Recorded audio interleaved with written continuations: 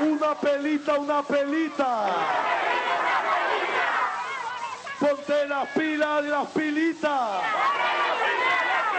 Caprichito, caprichito. Copioncito, copioncito. Te queda muy mal creerte Chávez.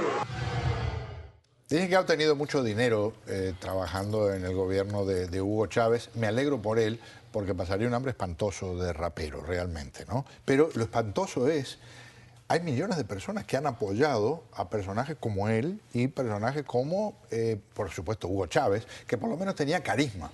Comparto con Patricia cuando dice que le da vergüenza ver eso, esa especie de Abdalá Bucaram venezolano.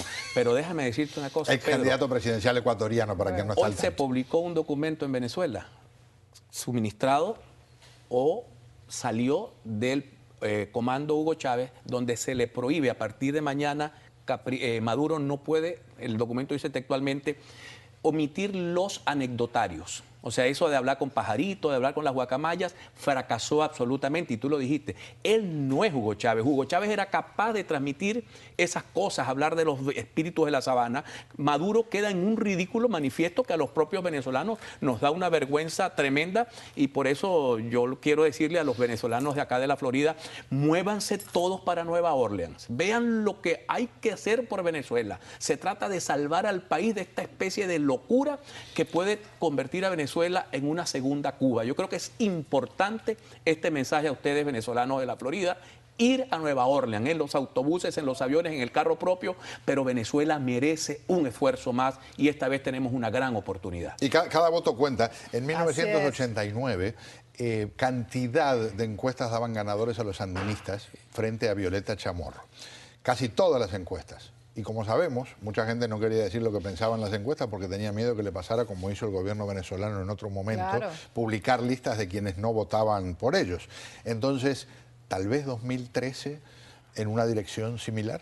Sí, yo creo que, yo por lo menos veo al gobierno, al candidato del gobierno desesperado. El viernes, por ejemplo, llegaron unos aviones a Barinas de Cuba directamente con 150 cubanos para cedularlos. O sea, ahí te das cuenta que están ellos buscando 150 votos que antes no le hacían falta, ¿no? Y quien me lo contó fue un funcionario que le tocó participar en el proceso de cedulación y contó, fueron 150. De manera que ellos, eso de que tú dices que cada voto cuenta es bien importante. Fíjate que en la frontera, que era lo que estaba comentando también Juan Carlos, en la frontera están llegándole a los que se han beneficiado de las tierras expropiadas, les están llegando comunicados de la FARC y de los grupos paramilitares que hay en la frontera, de guerrilla que hay en la frontera, advirtiéndoles que van a ser vigilados el 14 de abril para que vayan a votar.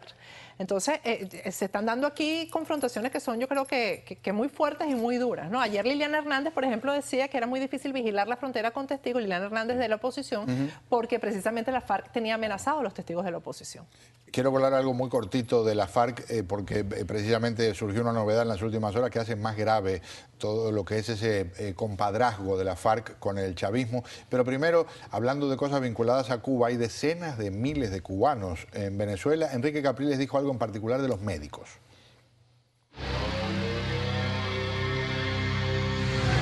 Si hay un médico cubano que esté prestándole un servicio a nuestro pueblo, como yo sé que hay muchos, y quieren la nacionalidad venezolana, yo los voy a dar la nacionalidad venezolana, porque yo los voy a invitar a que sean ciudadanos de un país donde hay democracia. Un muy buen punto. Lo que pasa es que un problema también que va a tener que enfrentar es que no solo médicos cubanos hay, también hay mucha gente de la seguridad del Estado de Cuba, mucha gente que ha ayudado a formar parte de esta neodictadura en que se transformó el gobierno recientemente. Fíjate tú que acá mismo en la Florida hay gente que ha desertado, que ha formado parte de los cuerpos de seguridad del Estado y se vienen decepcionados. Yo que he trabajado con la organización y les envío un saludo a la organización Barrio Afuera, que opera acá en Miami, ayudando financieramente a los médicos cubanos que hemos ayudado a salir de Venezuela por Colombia, por México, por Panamá. Yo creo que nos ayuda muchísimo que Enrique les diga, mira, cuando la gente puede caminar por las calles libremente, tratar de comprarse un vehículo, estudiar, escoger su plan de vida, escoge por la libertad, aunque haya sido por diversas razones servir al régimen de Fidel Castro. O sea, nosotros tenemos que desmontar eso que se ha montado en Cuba y en Venezuela, abriéndole las puertas a toda esa gente para que se incorpore a la vida democrática, a la vida cívica, a la vida de los regímenes de libertades. Ese va a ser el momento, lo decía yo en estos días, donde nos vamos a abrazar en una plaza en La Habana y en una plaza en Caracas, cuando logremos desmontar esta estructura de terror y de miedo que tiene sobre toda esa gente, tanto en Cuba como en Venezuela. Cuando hablamos de la situación de la FARC, de ese grupo narcoterrorista colombiano, en las últimas horas surgieron unos datos impresionantes. Hay 2 personas colombianas detenidas en Estados Unidos, fueron trasladadas desde el lugar donde fueron arrestados, aparentemente en Argelia. Habían estado negociando, dicen servicios de inteligencia estadounidenses, argelinos y españoles. Esto no es solo la famosa conspiración del imperialismo, con integrantes de Al Qaeda, y les vendieron cocaína a cambio de armas. O, si prefieren, les compraron armas pagando con cocaína porque se benefician ellos, que son narcotraficantes, y ahora están haciendo negocios con gente de Al Qaeda. Estamos hablando de una situación ahora todavía mucho más grave que cuando el gobierno estadounidense decía hace un tiempo, bueno, no es un peligro para la seguridad nacional lo que pasa. Exactamente. Ahora esta es otra historia. Exactamente. Y el territorio venezolano en manos de Nicolás Maduro se va a prestar para hacer una base de Al Qaeda. Esa es una por cierto, de las investigaciones que yo estoy haciendo ahora.